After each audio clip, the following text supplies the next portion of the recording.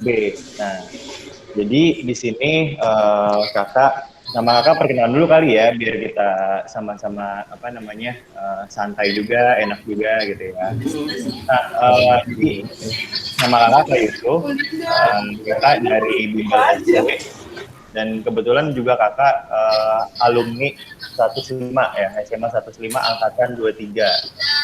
Nah, kebetulan kakak di sini sambil mengajar di Bimbel Salemba Group gitu ya. Nah, kebetulan juga hari ini diagendakan kita untuk melakukan sosialisasi sekaligus apa aja sih pelayanan-pelayanan atau misalnya keunggulan yang dimiliki Bimbel Salemba Group gitu ya. Nah, jadi uh, di sini udah lumayan banyak ya. Udah.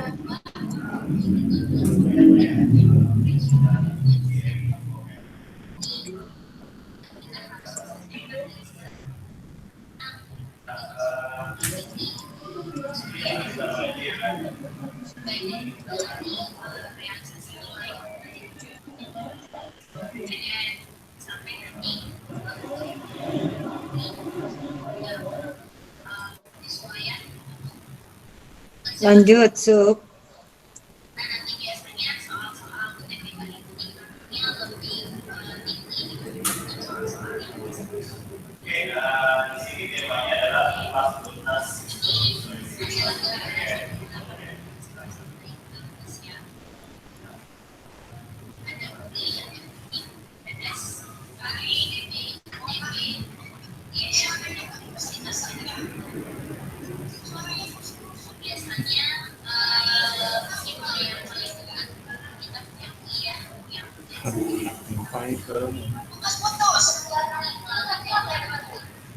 Kaiser.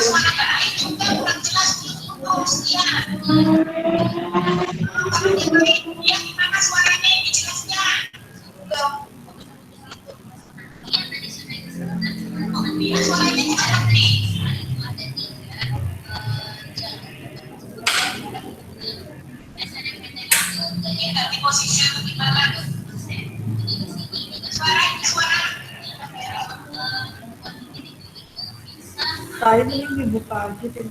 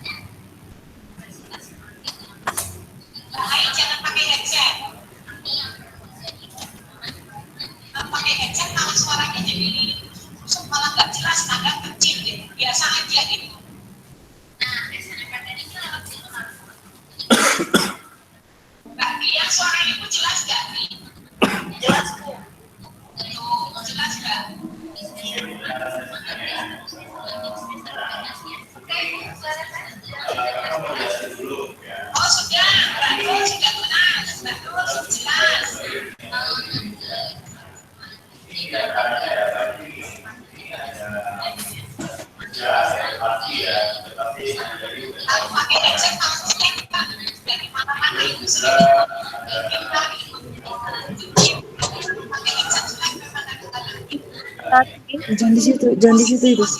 Itu jangan di situ. Maaf Pak, suaranya ke mute.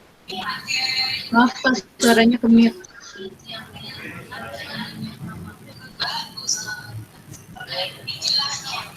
Udah mulai belum, Sup? Kok nggak ada suaranya ya? Iya, oke. Masuk, Bu, suaranya, Bu. Iya, masuk. Udah masuk. Oke. Nah, jadi kita lanjutin ya. Nah, ini adalah 8 universitas terbaik di Indonesia gitu ya. Ada UI, ada Undip gitu kan.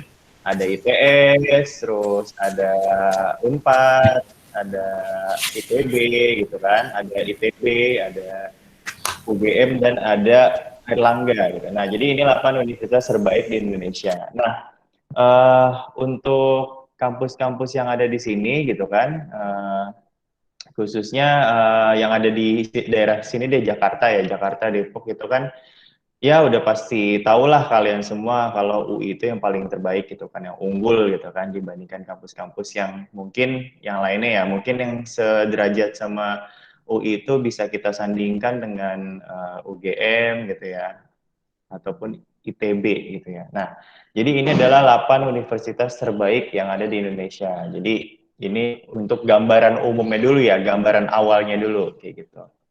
Nah, terus yang kedua, nah info yang kedua ini mengenai deskripsi jalur masuk dan alokasi daya tampung. Nah, jadi alokasi daya tampung untuk masuk PTN nanti itu ada 3 jalur ya, 3 jalur yang utama.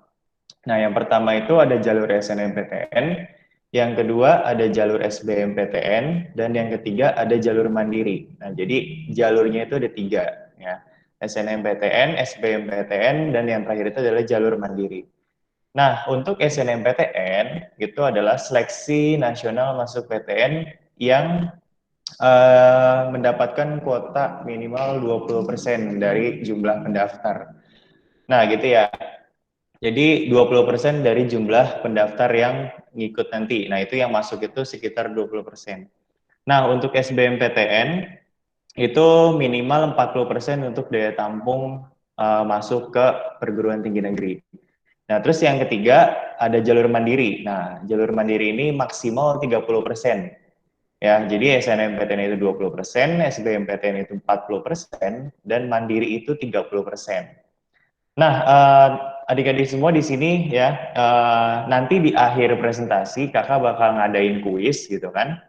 Nah, kuisnya itu nanti berupa kupon ya, kupon untuk daftar di Bimbel SG. Nah, jadi kakak harap kalian semua ini memperhatikan ya, memperhatikan nanti kalau misalnya kakak kasih pertanyaan, semoga kalian bisa jawab dan kalian bisa mendapatkan kupon berupa pendaftaran ke SG gitu ya. Nanti bisa dicek ya kuponnya itu yang terakhir itu. Oke, kita lanjut dulu ya. Jadi intinya jalur alokasi daya tampung PTN itu ada SNMPTN, ada SBMPTN, sama ada mandiri gitu ya. Intinya itu seperti itu. Nah, terus ini kalau ini jadwal ini ya, jadwal SNMPTN, UTBK dan SBMPTN tahun 2021. Nah, ini untuk kakak kelas kalian sih sebenarnya. Jadi kakak kelas kalian ini nanti yang sekarang kelas 12 nih, ya mereka akan mengikuti alur jadwal seperti ini ya untuk menuju PTN 2021. Nah, kalau kalian kan 2022 nih ya, jadi kira-kira gambaran jadwal seperti ini nggak akan beda jauh ya, nggak akan beda jauh sama tahun-tahun yang akan datang gitu. Ya paling sekitar beda 2 atau seminggu lah gitu kan. Nah, jadi ini ya kira-kira gambaran alur jadwalnya ya dari SNMPTN, UTBK maupun SBMPTN. Nah, kebetulan karena kalian kelas 11 berarti kalian adalah para pejuang PTN yang ada di tahun 2022 nanti gitu. Oke, lanjut ya. Nah, selanjutnya kita akan terlebih dahulu membahas tentang SNMPTN yang akan diselenggarakan tahun 2021 gitu ya. Berarti untuk kakak kelas kalian nih. Nah, kenapa kalian disosialisasikan mengenai SNMPTN? Karena biar kalian ini mumpung masih kelas 11 nih ya. Jadi mumpung masih kelas 11 kalian ada gambaran untuk penilaian SNMPTN. Ya, karena kan kalau SNMPTN itu kan yang dilihat adalah nilai rapot gitu ya, nilai rapot dari semester 1 sampai 5. Nah, mumpung sekarang kelas 11, berarti kan apa? Belum terlambat nih ya untuk membenahi nilai-nilai rapot kalian atau misalnya indikator apa aja sih yang dilihat dalam penilaian SNMPTN. Nah, kira-kira seperti itu ya. Oke. Nah, di sini ada bagaimana siswa dapat ikut SNMPTN. Nah, caranya gimana nih gitu kan? Nah, pertama ya, cek akreditasi sekolah. Nah, akreditasi sekolah itu ada A, B, sama C gitu ya. Nah, kalau A itu adalah sekolah yang 40% siswanya itu bisa mengikuti kuota SNMPTN. Nah, jadi kebanyakan tuh biasanya antara paralel 1 sampai 50-an lah ya, atau 40-an lah sekitar segitu gitu. Nah, jadi biasanya yang bisa ikut SNMPTN tuh peringkat-peringkat seperti itu. Nah, kalau di 105 itu akreditasinya kan udah bagus kan, udah A nih. Nah, jadi bisa lah 40% siswa ikut kuota SNMPTN. Nah, itu yang pertama. Terus yang kedua, rekam jejak akademik semester 1 sampai dengan 5. Nah, jadi kalau di IPA itu ada matematika, bahasa Indonesia, bahasa Inggris, fisika, kimia, sama biologi. Nah, kalau di IPS, nah kan kalian kebetulan IPS nih, ya. Jadi yang dilihat itu nilai apa aja? Matematika, bahasa Indonesia, bahasa Inggris, ekonomi, sosiologi, dan yang terakhir itu adalah geografi. Nah, itu ya, jadi 6 mata pelajaran utama, matematika, bahasa Indonesia, bahasa Inggris, ekonomi, sosiologi, dan terakhir geografi, kayak gitu. Ya. Nah, terus, kita lihat nih di sini nih, di sini ada namanya persaingan SNMPTN. Nah, persaingan SNMPTN dari tahun ke tahun itu sangat fluktuatif ya, artinya persaingannya itu naik turun gitu. Dari tahun 2014, 2015, 2016 sampai ke 2020. Nah, kita lihat di sini ya. Di sini 2014 itu 777.000. Nah, ya. Jadi di 2015 naik nih, pesertanya ada 852.000 orang. Nah, 2016 ini pesertanya 645.205. Nah, ini berarti 2016 ini tahun kakak ikut SNMPTN nih dulu nih ya. Jadi kakak dulu ikut SNMPTN itu tahun 2016 ya, berarti pesertanya sekitar segini nih ya. Dan yang lolos itu 115 orang, 115.000 orang atau sekitar 17,85%. Nah, kenapa sih makin kesini kok pesertanya semakin dikit? Ya karena memang dulu ya, pada saat dulu itu 2014, 2015 sampai 2017 itu enggak ada istilah kuota SNMPTN. Ya, jadi tuh dulu siswa-siswa itu semuanya ya, seluruhnya itu boleh ikut SNMPTN gitu ya. Nah, jadi semakin kesini kan semakin menurun nih ya, 500 ribu orang gitu kan, 400 ribu orang. Nah, karena memang semakin kesini itu yang ikut SNMPTN itu dikuotain ya, peringkat paralel sekian sampai sekian gitu. Nah, jadi presentasi kelulusannya juga meningkat ya. Presentasi kelulusannya juga meningkat ya, dulu 16%, terus sekarang 19,71%. Seiring presentasi meningkat, juga pesertanya juga semakin bertambah. Nah, itu ya. Jadi itu kira-kira gambaran persaingan SNMPTN tahun 2014 sampai tahun 2020 ya, 6 tahun terakhir gitu. Nah, terus penilaian SNMPTN. Nah, penilaian SNMPTN itu apa aja sih yang dilihat gitu kan? Nah, untuk SNMPTN yang dilihat itu adalah jenis kelas dan akreditasi sekolah. Ya, pertama jenis kelas dan akreditasi sekolah. Nah, akreditasi sekolah kalian nih akreditasinya apa nih gitu kan? Itu dilihat gitu. Nah, terus nilai rapot dan UN. Nah, di sini UN udah enggak ya, UN udah enggak. Jadi yang lebih dominan itu adalah nilai rapot gitu ya. Nah, terus yang ketiga peringkat paralel siswa. Nah, jadi biasanya kan pasti Bu Nina udah tahu lah ya. Jadi guru-guru BK pasti mereka pemetaan ya, ada pemetaan tuh biasanya sebelum mengambil SNMPTN. Nah, dan itu yang sudah dilakukan mungkin seminggu kemarin atau 2 minggu kemarin ya. Nah, itu adalah gunanya untuk apa? Supaya dalam satu sekolah nggak ada ngambil jurusan yang sama gitu. Jadi katakanlah misalnya peringkat 5 paralel ya, ngambil jurusan HI UI misalnya. Nah, terus peringkat 20 paralel itu ngambil HI UI juga. Nah, secara logika kan pasti yang lolos itu kan adalah yang peringkat 5 gitu. Karena secara rata-rata ya tinggian dia. Nah, maka dari itu yang harus mengalah siapa? Yang harus mengalah ya udah di peringkat 20 itu. Nah, maka dari itu peringkat paralel juga harus diperhatikan.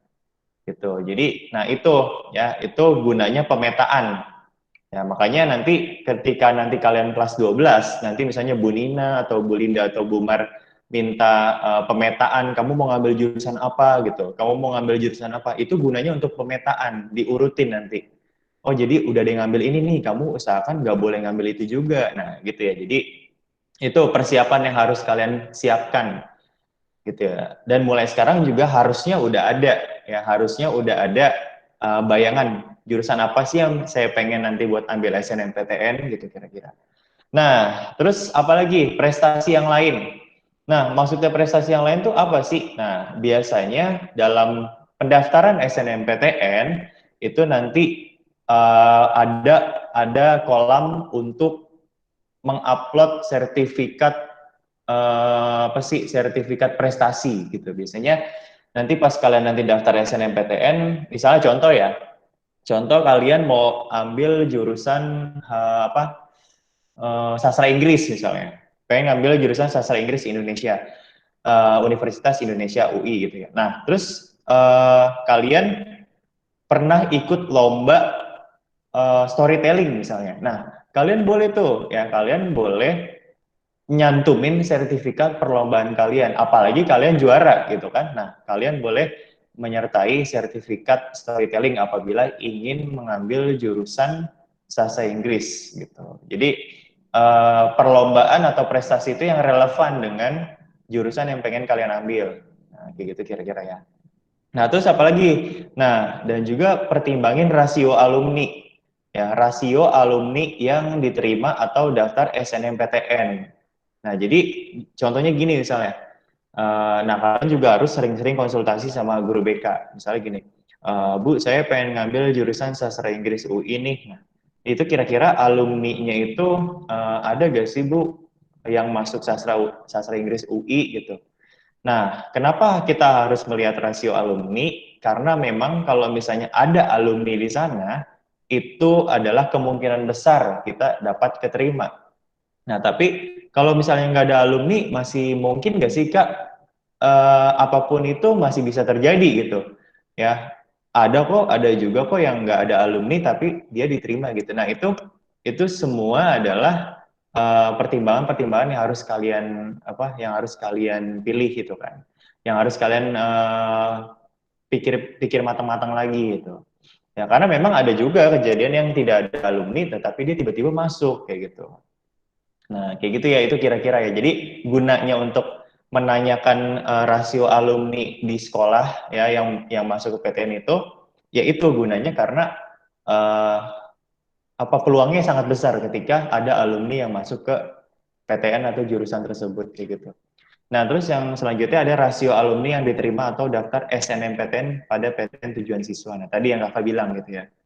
Nah, terus tren IPK alumni pada PTN tujuan siswa. Nah, jadi nggak ada salahnya sebenarnya kalian menanyakan alumni yang udah masuk ke PTN. Misalnya kamu nanya nih, misalnya kalian nanya, Kak, apa sih IPK kakak pas di sastra Inggris UI gimana sih? Gitu kan, kebetulan saya pengen ngambil jurusan sastra Inggris UI nih gitu.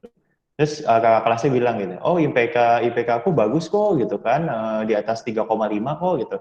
Nah, kemungkinan kalau misalnya tren IPK alumni kalian bagus, itu kampus ya atau jurusan itu akan mengambil adik kelas yang dari alumni tersebut, kayak gitu. Ya, nah itu jadi kira-kira tren IPK-nya gitu ya, yang dilihat si kakak kelasnya ini apa namanya bagus gak sih, maksudnya tuh belajarnya bener gak sih di kampus gitu. Nah, sama yang terakhir itu track record sekolah ya, track record sekolah gitu. Jadi sekolah ini udah langganan UI atau enggak sih gitu, atau sekolah ini langganan UPN misalnya, atau sekolah ini langganan Undip misalnya. Nah, itu biasanya bejibun tuh yang bakal masuk dari sekolah tersebut ke PTN yang jadi langganannya gitu. Nah, itu kira-kira penilaian SNMPTN. Nah, kita lanjut. Di sini penyebab kegagalan SNMPTN. Nah, apa aja sih penyebab kegagalan SNMPTN? Pertama, ya, yang pertama itu adalah kesalahan pilihan prodi PTN. Itu yang pertama. Nah, yang kedua itu kesalahan urutan pilihan prodi PTN. Nah, jadi biasanya itu kalian tuh suka nggak tahu info gitu kan, nggak tahu info passing grade gitu kan, atau rata-rata minimal untuk masuk ke jurusan tersebut tuh nilainya harusnya berapa kayak gitu. Nah, jadi biasanya gini, contoh misalnya ada anak ngambil SNMPTN, pilihan pertamanya sastra Jawa UI, terus pilihan yang keduanya kriminolog UI gitu. Nah, itu kan secara urutan prodi udah fatal gitu, udah salah. Ya, kenapa salah? Kenapa fatal ya? Karena memang sastra Jawa itu kan sastra Jawa UI itu kan lebih rendah secara nilai rata-rata dibandingkan kriminologi UI gitu. Nah, jadi upayakan kalian juga harus tahu info tentang passing grade ya, tentang nilai rata-rata ya maupun daya tampung yang harus kalian pertimbangin kayak gitu. Ya, terus yang ketiga, ya penyebab kegagalan yang ketiga itu adalah tidak memenuhi standar minimal. Nah, jadi contoh nih, misalnya nilai rata-rata kalian tuh 84, ya. Terus pengen, aduh, Kak saya pengen ngambil jurusan HIUI nih, ya. Nah, HIUI itu berapa? Itu 89, ya, atau 88 lah. Minimal rata-rata itu 88 untuk HIUI gitu. Terus kalian dengan nilai 84 atau misalnya dengan nilai 83 tetap maksain masuk ke HIUI. Nah, itu kan sama aja udah resikonya udah gede banget gitu kan. Udah tahu konsekuensinya nggak masuk tapi tetap diambil gitu. Nah, itu penyebab kegagalan SNMPTN yang biasa ditemuin di siswa-siswa gitu ya. Pertama kesalahan pilihan prodi gitu kan, terus yang kedua kesalahan urutan, dan yang ketiga tidak memenuhi standar minimal. Nah, kayak gitu ya. Oke. Nah, oke ya. Jadi di sini gimana sih untuk meminimalisir terjadinya kesalahan dalam pemilihan SNMPTN? Nah, jadi pertama ya SG. Nah, kan karena di sini kakak kan sambil mempromosikan SG nih gitu. Apa aja sih pelayanan yang dimiliki SG gitu kan? Nah, karena tadi kalian udah tahu gambaran SNMPTN itu harus yang seperti apa, yang dilihatnya indikatornya apa aja, terus penyebab kegagalannya apa aja. Nah, di SG itu ada namanya pelayanan klinik pemilihan prodi dan PTN. Ya, yaitu disingkatnya adalah KP3. Nah, jadi di sini keterangannya ada Bimbel SG memfasilitasi seorang konselor di setiap cabang untuk membantu siswa dalam memberikan informasi mengenai PTN dan pemilihan program studi berdasarkan kemampuan dan minat siswa. Nah, jadi pertama kita lihat di sini ya. Yang pertama, SG menunjuk seorang konselor untuk membantu siswa dalam memilih jurusan dan universitas berdasarkan kemampuan dan minat siswa, serta membantu memberikan informasi mengenai PTN. Nah, jadi di sini ada namanya konselor ya. Jadi intinya tuh di SG itu di setiap cabang SG ada namanya konselor. Nah, konselor ini tugasnya ngapain? Nah, sama seperti kayak guru BK di sekolah. Jadi memberikan informasi PTN, terus strategi-strategi untuk masuk ke PTN gitu kan. Terus yang ketiga bagaimana untuk melihat peluang-peluang yang ada, yang jurusan-jurusan yang ada di PTN kayak gitu kan. Terus misalnya lagi untuk mendorong semangat siswa juga gitu kan, untuk dorongan moral juga. Nah, itu jadi itu disebutnya konselor kalau di SG gitu ya. Nah, kalau misalnya di sekolah namanya guru BK gitu kan. Nah, contohnya itu Bu Nina, Bu Mar sama Bu Linda sama Bu yang baru tadi yang tadi sempat disebut sama Bu Nina gitu ya. Nah, itu ya. Jadi itu kira-kira. Nah, kebetulan kalau kan kakak dari Bimbel Salemba Group yang ada di Arundina ya.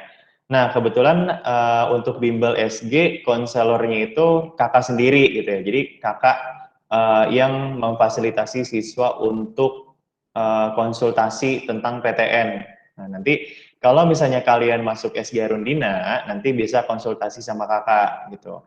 Kak saya mau jurusan ini tapi sama orang tua nggak boleh gitu. Nah, ini harusnya kayak gimana? Nah, itu akan kita temukan jawabannya ya kalau misalnya kalian nanti berkonsultasi sama kakak gitu.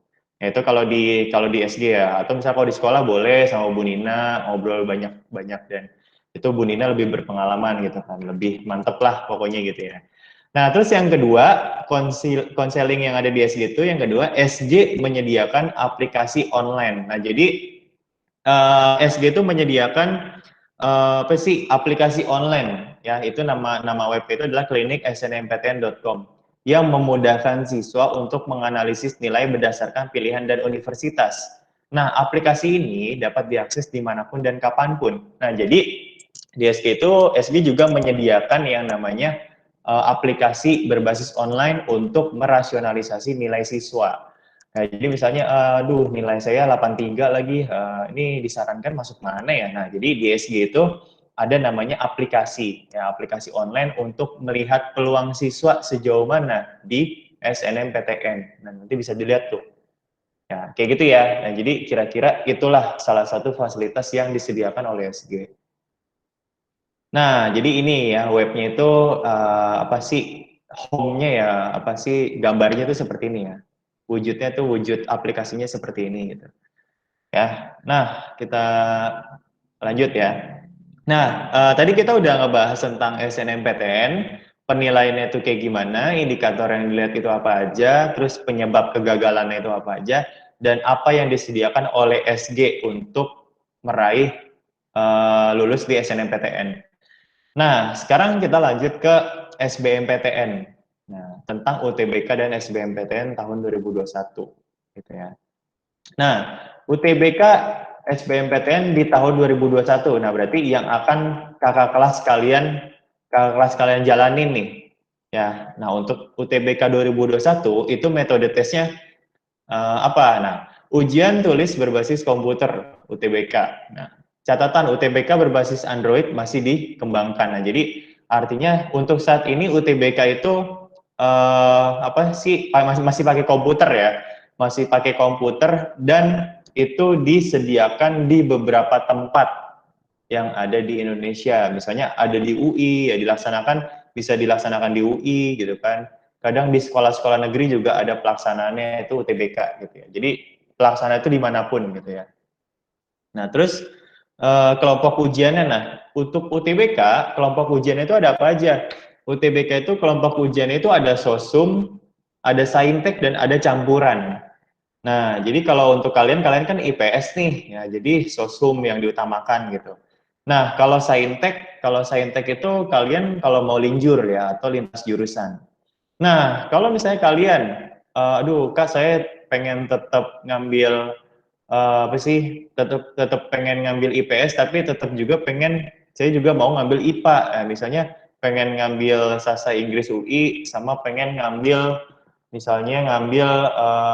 kedokteran UI misalnya. Nah, itu yang harus kita ikutin ujian yang apa? Nah, itu berarti kita harus ikut UTBK yang campuran. Ya, supaya pilihan satunya IPS dan pilihan duanya IPA kayak gitu. Terus apalagi UTBK SBMPTN 2021 ini hasil tes setiap peserta akan diberikan hasil tes secara individu. Nah, jadi akan diberikan nilai UTBK-nya, dikirimin gitu ya. Nah, materi tes itu ada apa aja? Terdiri dari tes potensi skolastik atau TPS dan tes kompetensi akademik atau TPA. Ya, jadi apa sih? Misalnya contohnya tuh kayak misalnya soal-soal yang pakai apa sih? Soal-soal kuantitatif ya kan, soal-soal penalaran umum. Nah, itu TPS masuknya. Nah, terus kalau TPA itu kalau kalian kan IPS nih, berarti pelajarannya itu ada apa aja? Ada sosiologi, ada ekonomi, ada geografi sama sejarah. Nah, itu TPA-nya. Nah, tapi kalau TPS-nya itu tadi ya penalaran umum, kemampuan baca Anda menulis gitu kan. Terus ada apalagi sih pengetahuan kuantitatif gitu kan. Nah, itu TPS-nya gitu. Nah, terus pelaksanaan tes dilaksanakan dalam 2 gelombang, 14 hari dan 28 sesi. Nah, 2 sesi setiap hari. Nah, jadi untuk tahun 2021 tuh kira-kira seperti itu ya gambarannya. Nah, kesempatan tes, setiap peserta diperbolehkan mengikuti tes 1 kali. Nah, jadi kalau misalnya untuk UTBK 2021 ini siswa diperbolehkan hanya mengikuti tes sekali. Gitu ya. Jadi kalau dulu kan tahun-tahun sebelumnya kan tes 2 kali. Nah, tapi kalau sekarang tuh 2021 itu sekali. Nah, tapi nggak tahu nih nanti tahun kalian tuh kayak gimana. Ya, di tahun 2022 tuh gimana tuh kita nggak tahu ya. Nanti belum ada keputusan dari panitia LTMPT-nya juga gitu ya. Nah, oke. Syarat peserta. UTBK SBMPTN 2021. Nah, syaratnya itu untuk yang tahun ini tuh apa aja sih? Siswa SMA, MA, SMK kelas 12 pada tahun 2021 atau peserta didik paket C tahun 2021. Terus lulusan SMA, MA, SMK sederajat tahun 2019 dan 2020 atau lulusan paket C tahun 2019 dan 2020. Nah, jadi kalau kalian kan nanti kan tahun 2022 nih ya.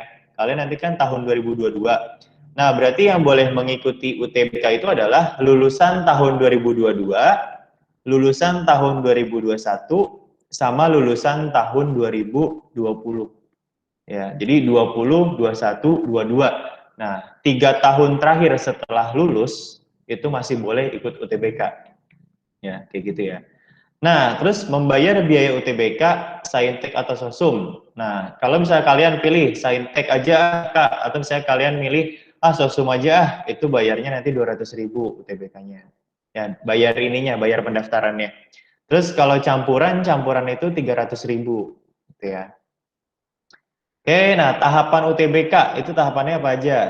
Nah, nanti kalian registrasi di portal ltmpt.ac.id, terus habis itu tes UTBK, nah habis itu registrasi SBMPTN. Nah, jadi nanti kalian pilih jurusan gitu ya. Jadi sebelum tes nanti kalian pilih jurusan dulu. Nah, pilih jurusan dulu, pilih PTN dulu, baru nanti ikut tes UTBK. Nah, jadi intinya milih jurusan dan PTN-nya sebelum kalian tes. Nah, nanti pas setelah tes, hasilnya cuman diumumin lulus atau enggak, beserta nilai UTBK kalian. Kayak gitu. Nah, kayak gitu ya kira-kira. Nah, jadi ini sistem penilaian UTBK SBMPTN. Nah, ini sistem penilaiannya gimana? Benarnya itu 1, salah 0, dan kosong 0. Nah, itu nilai mentah ya. Jadi ada nilai mentah sama nilai akhir. Nah, kalau nilai mentah benar 1, salah 0, kosong 0. Nah, nggak ada lagi sistem minus ya. Kalau dulu kan ada namanya sistem minus. Kalau benar itu 4 poin. Ya, kalau salah itu minus 1. Itu dulu. Kalau sekarang benar 1, salah 0, kosong 0. Nah, ini nilai mentahnya. Nah, tapi kalau nilai akhir tuh yang kayak gimana? Nilai akhir menggunakan teori respon butir. Ya, memperhitungkan semua soal yang bisa dijawab pada soal kategori mudah, sedang, dan sukar. Nanti pada saat mengerjakan soal UTBK SBMPTN, nanti kalian ada 3 kategori soal. Ada soal mudah, ada soal sedang, sama ada soal yang sulit. Nah, itu kita tahu gak sih, Kak, kalau itu termasuk soal yang gampang? Nggak ada yang tahu. Nah, karena gini, soal tersebut dikatakan soal yang sulit apabila banyak siswa yang tidak bisa menjawab soal tersebut. Nah, kalau kalian bisa menjawab soal itu, berarti kalian akan dapat nilai plus di situ. Ya, kalian termasuk siswa yang bisa menjawab soal yang sulit. Nah, terus cara nentuinnya gimana? Nggak ada yang tahu. Itu adalah rahasia panitia. Cara menentukan soal mudah, soal sedang, sama soal sulit. Nah, soal dikatakan mudah apabila banyak orang yang bisa menjawab soal itu. Nah, itu ya. Jadi kira-kira seperti itu ya. Itu untuk gambaran penilaian UTBK atau penilaiannya ya. Penilaiannya itu seperti apa gitu ya. Nah, kita lanjut dulu ya. Nah, penilaian SBMPTN. Nah, tadi kan kita bahas UTBK nih. UTBK itu kan ujiannya. Nah, SBMPTN itu apa? SBMPTN itu pemilihannya. Ya, milih PTN-nya gitu. Nah, pertama pilihan PTN. Ya, penilaian SBMPTN itu pertama pilihan PTN, yang kedua pilihan program studinya, yang ketiga daya tampung, yang keempat jumlah peminat, yang kelima nilai UTBK kalian, yang keenam keketatan. Nah, jadi sebenarnya gini, jadi kalian tuh kalau misalnya mau memilih kampus atau jurusan, itu kalian harus pertimbangin dulu. Ya. Jadi sebelumnya tuh kalian upayakan ikut tryout UTBK gitu. Nah, dan setelah kalian ikut tryout UTBK, kalian itu bikin rekapan nilai. Oh, dulu saya dapat nilai sosiologi sekian nih gitu. Oh, dulu dapat nilai TPS, nilai penalaran umum tuh sekian gitu. Nah, jadi upayakan kalian nih, mumpung belum telat ya, masih kelas 11. Dari sekarang udah mulai ikut tryout UTBK gitu. Tryout SBM itu udah ikutin aja gitu. Karena nanti progresnya kelihatan. Oh, dulu pas gue kelas 11 nilainya masih segini nih gitu. oh sekarang pas kelas 12 udah meningkat nih nilainya. Nah, itu jadi kalian progresnya kelihatan kayak gitu. Progresnya tuh terlihat. Nah, jadi mumpung masih kelas 11 gitu kan, kakak ingetin nih, mumpung masih kelas 11, kalian masih punya banyak waktu gitu, karena memang banyak kelas-kelas kalian yang berpikirnya terlambat gitu. Aduh kak, saya nyesel nih, saya keterima SNMPTN, tapi nilainya 82, gitu. Rendah banget, mau masuk mana gitu kan. Atau misalnya, duh nyesel kak saya nih, belajarnya nggak bener dulu gitu kan, nggak ikut TO, terus pas lihat soal SBM, pas lihat soal UTBK, kaget kok soalnya kayak begini. Nah, kalian itu jangan sampai terlambat gitu, artinya mumpung masih kelas 11 gitu kan, masih banyak waktu untuk mempersiapkan UTBK di tahun 2022. Mana tahu nanti peraturan nanti tahun 2022 kalian berubah lagi, kan kayak begitu. Jadi ya upayakan kalian itu mempersiapkannya dengan baik gitu. Jangan sampai terlambat karena memang kebanyakan anak kelas 11 itu mikirnya ah masih lama ini gitu, masih kelas 11 gitu. Nah, itu justru yang salah sebenarnya pola pikir yang seperti itu. Ya, kalian harus mempersiapkan semaksimal mungkin dari jauh-jauh hari kayak begitu kira-kira ya. Oke, begitu ya. Nah, ini contoh hasil UTBK, contoh ini apa? Nilai ya. Nanti kalian akan diberikan nilai oleh panitia LTMPT. Nah, terus nanti rinciannya seperti ini. Nilai TPS, kemampuan penalaran umum sekian gitu. Terus nilai TKA Sosum, matematika Sosum sekian, geografi sekian, sejarah sekian gitu kan. Sosiologi sekian. Nah, terus habis itu ada ekonomi sekian gitu. Nah, gitu ya. Jadi ini berupa apa nilai yang akan diberikan oleh panitia UTBK-nya, ya panitia LTMPT akan memberikan nilai seperti ini gambarannya kepada siswa yang mengikuti UTBK. Nah, ini tuh dikasihnya kapan, Kak? Ini dikasihnya setelah kalian dinyatakan lulus atau enggak. Nah, ini kalau buat yang tahun ini itu dikasihnya itu setelah kalian dinyatakan lulus PTN atau enggak. Nah, ini baru dikasih gitu. Kalau dulu enggak, kalau dulu nilai dulu yang keluar, baru kalian milih PTN-nya kira-kira yang cocok yang mana nih buat nilai saya yang segini gitu. Nah, tapi kalau sekarang nih tahun 2021 enggak. Jadi lulus atau enggak dulu baru dikirim nilai-nilai TPS sama nilai TKA gitu ya. Oke, kita lanjut ya. Nah, persaingan SBMPTN. Nah, kita lihat di sini 2014 sampai 2019. Nah, ini pendaftarnya makin ke sini makin naik ya. Nah, itu yang tertinggi itu adalah tahun 2018 yaitu 860.000 orang. Ya. Nah, daya tampungnya juga semakin ke sini semakin meningkat. Nah, keketatannya juga ya semakin semakin ke sini. Nah, jumlah PTN-nya juga semakin banyak yang diminati sama peserta SBMPTN. Gitu ya. Nah, itu kira-kira gambarannya ya, gambaran untuk persaingan SBMPTN yang ada di yang ada di Indonesia itu. Nah, terus bagaimana sih memprediksi kelulusan SBMPTN? Nah, cara untuk memprediksi kelulusan SBMPTN adalah kita lihat nih. Nah, di sini ada range nilai yang dikasih oleh panitia LTMPT. Nah, di sini ya kebanyakan kampus-kampus favorit ya, kebanyakan kampus-kampus favorit itu dia ada di kisaran poin 600 nih. Lihat kursor kakak ya di sini.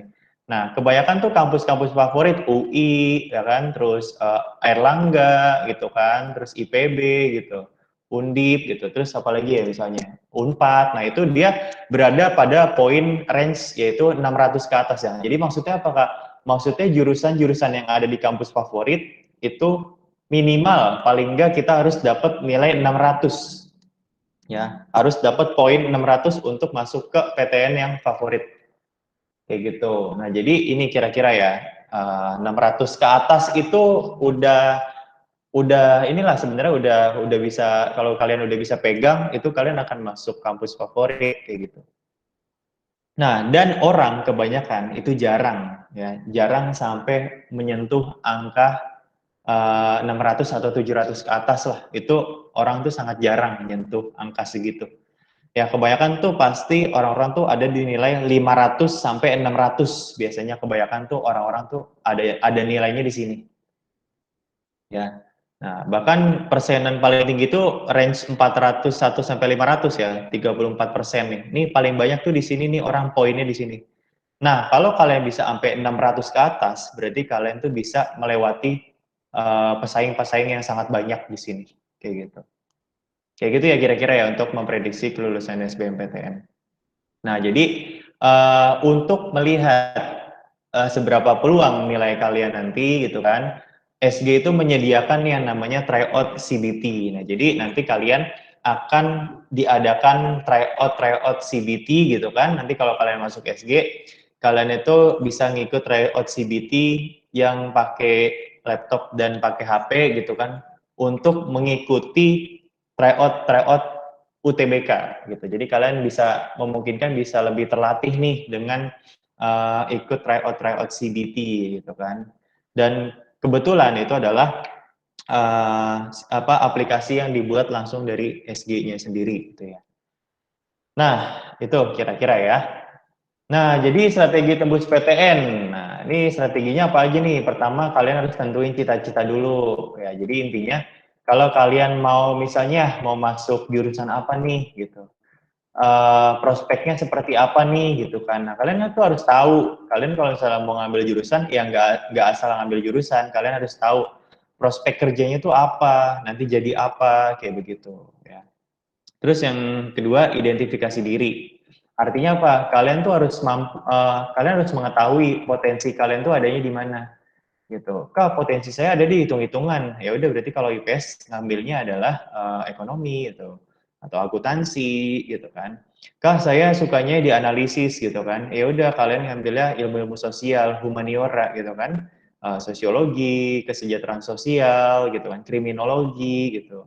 Kak, saya sukanya yang bahasa-bahasa. Ya udah berarti masuknya sastra gitu. Nah, jadi kalian harus tahu kemampuan kalian tuh adanya di mana gitu. Ya, terus yang ketiga, kenali minat dan bakat. Nah, kalau misalnya kalian nanti bakat saya itu ada di mana sih, minat saya itu ada di mana sih. Nah, jadi nanti kalau kalian nanti ikut bergabung dengan SG, maka akan ada yang namanya tes minat bakat, yaitu untuk mengenali potensi kalian. Itu potensi kalian tuh adanya di mana.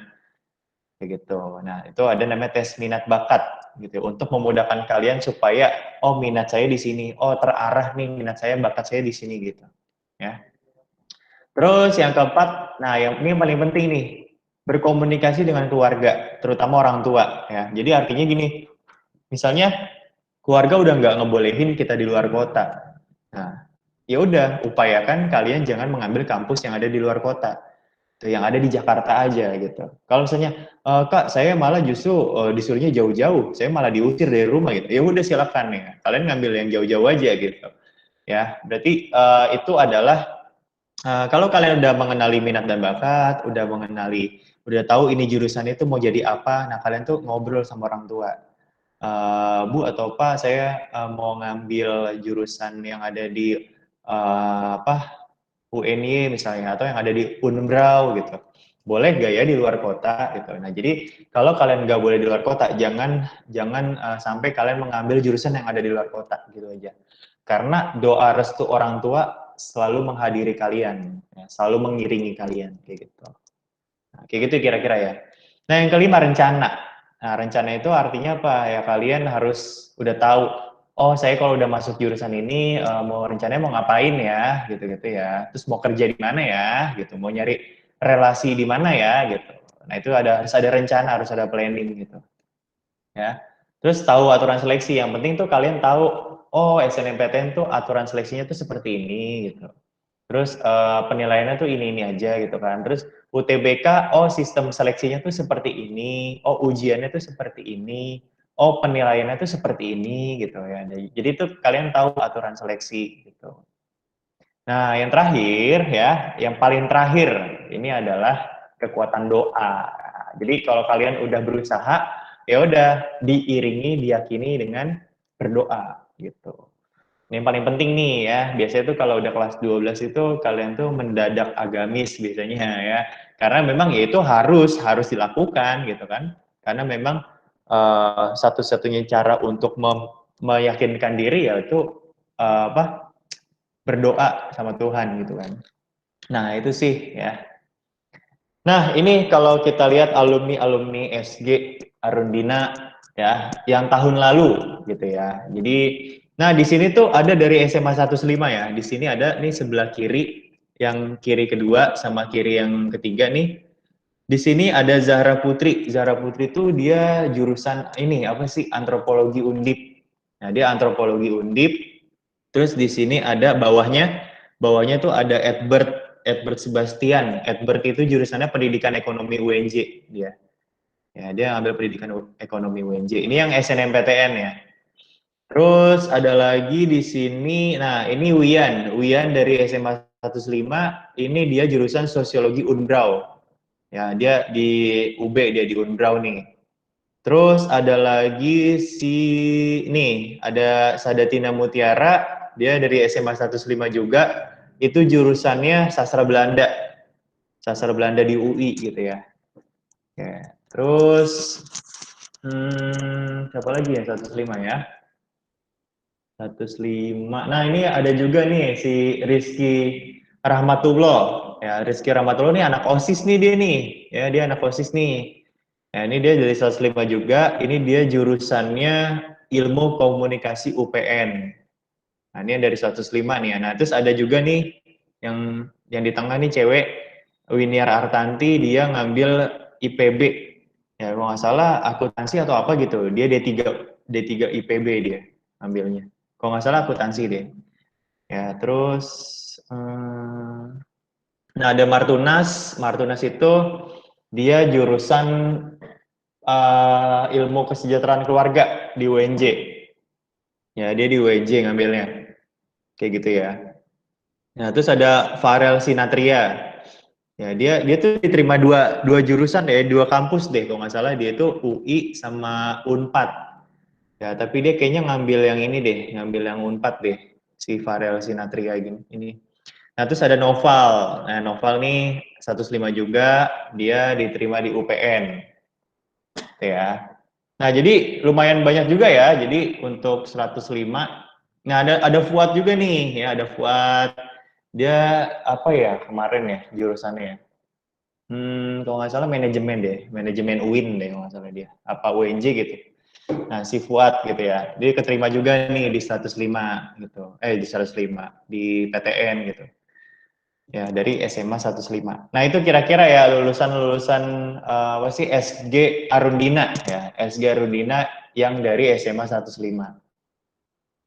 Nah, jadi kalau nanti kalian minat di SG, ya, kalau kalian berminat di SG, nah di SG itu ada 3 jenis kelas. Ya, pertama itu ada 15 ada kelas reguler yaitu 15 orang, terus kelas excellent itu 12 orang, dan kelas eksekutif itu 6 orang, kayak gitu ya. Itu jumlah dalam satu kelas gitu ya. Nah, selama pandemi ya, kelas reguler itu isinya 9 orang, kelas excellent itu 6 orang, dan kelas eksekutif itu 4 orang gitu ya. Jadi 9, 6 sama 4. Ya, bedanya apa kalau excellent sama eksekutif sama reguler? Itu jumlah siswanya itu beda gitu ya. Nah, terus di sini ada brosur untuk SG ya. Nah, untuk kalian kan kalian kelas 11 nih ya. Nah, jadi di sini ada promo ya, promo sekarang kan bulan Februari nih. Nah, kalau ini kan keterangannya kan Desember Januari. Nah, ini masih berlaku sampai akhir Februari nanti. Ya, kalian kan kelas 11 ya. Nah, kalau kalian mau ikut yang kelas 11 segini biayanya, terus kalau yang kelas 12 itu kalian nanti kalau kalian daftar sampai akhir Desember ini biayanya 5.775.000. Ya, dari harga normal itu adalah 10 juta. Gitu ya. Nah, kalau yang ekstra ini maksudnya apa nih? Ekstra ini adalah kalau kalian ngajak 2 orang teman kalian untuk daftar di SG. Nah, jadi kalian dapat promo ekstra di sini nanti kayak gitu ya. Nah, ini periode Februari ya. Kalau di sini kan tulisannya kan Desember Januari. Nah, khusus buat 105 nanti sampai akhir Februari kalian kira-kira akan mendapat tarif seperti ini. Tarifnya sekian gitu. Nah, itu ya kira-kira. Jadi ini yang harga normalnya, ini untuk yang promo sampai akhir Februari, dan yang ekstra ini adalah kalau kalian ngajak 2 teman kalian. Kayak gitu. Ya, jadi biayanya sekian, jadi lebih murah gitu kan.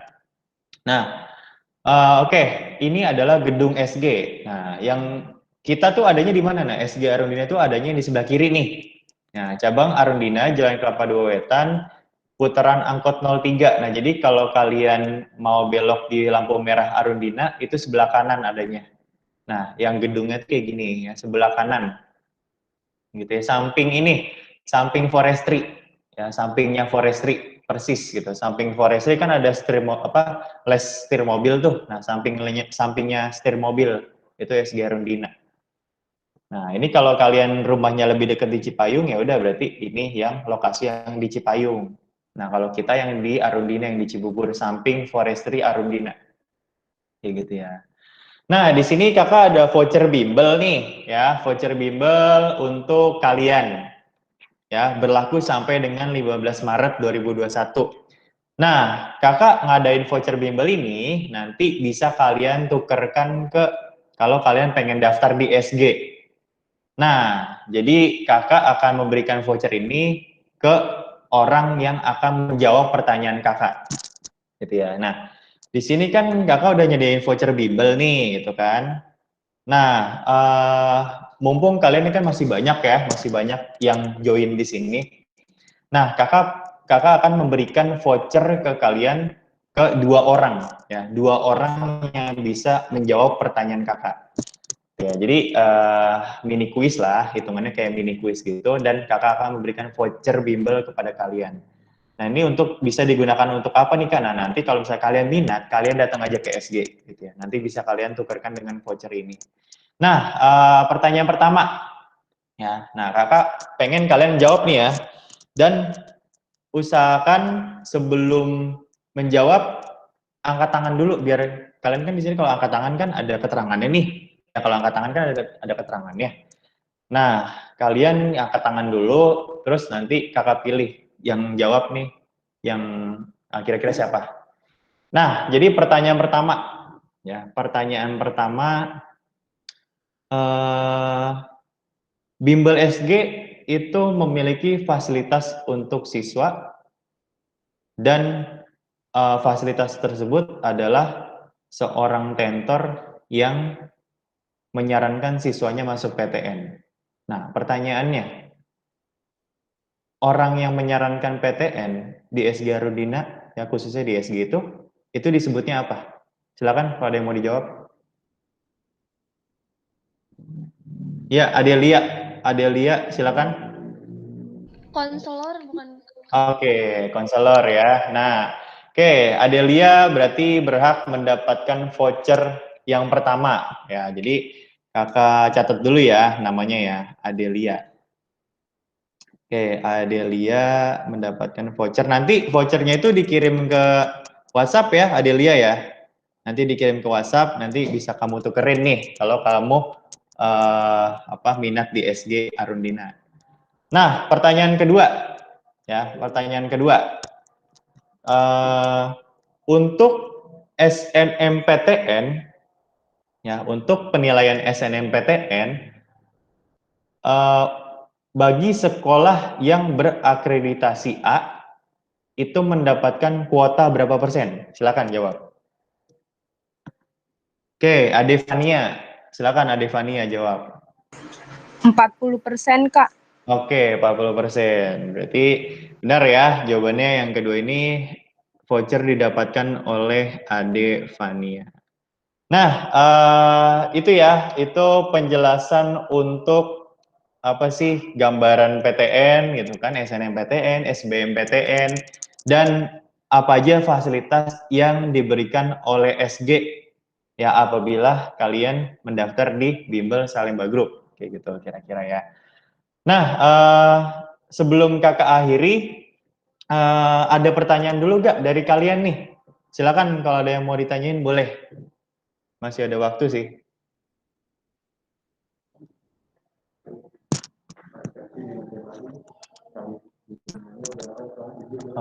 Oke. Oke, ada pertanyaan nggak dari kalian?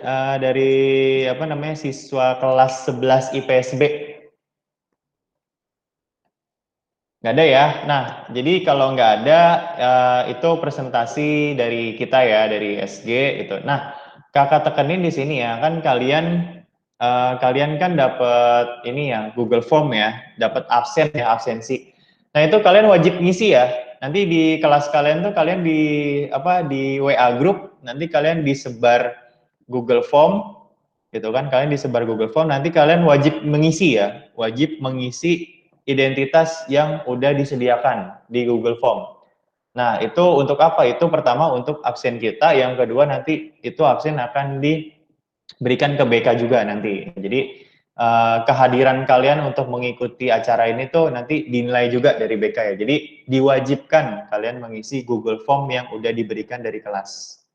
Oke, gitu aja ya. Nanti untuk Adelia sama Adevania, nah ini kamu juga wajib ngisi identitas ya, karena di situ nanti di Google Form ada nomor telepon, nanti kalau kamu isi ya, kalian isi, nanti kakak kirimin vouchernya itu ke WA.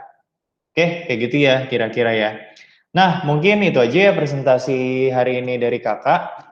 Ya, kalau misalnya kalian berminat di Salemba Group, ya langsung aja join ya, langsung aja datang, mumpung mendapatkan harga promo tadi kan, jadi kalian juga semoga kalian bisa tembus PTN ya, bareng SG gitu ya. Oke, kalau kayak gitu, sekian presentasi dari kakak, jangan lupa diisi Google Form-nya.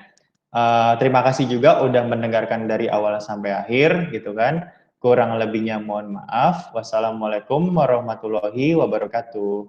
Makasih semuanya ya. Waalaikumsalam. Waalaikumsalam, Kak. Ya, Makasih, Kak. iya sama-sama. Makasih semuanya.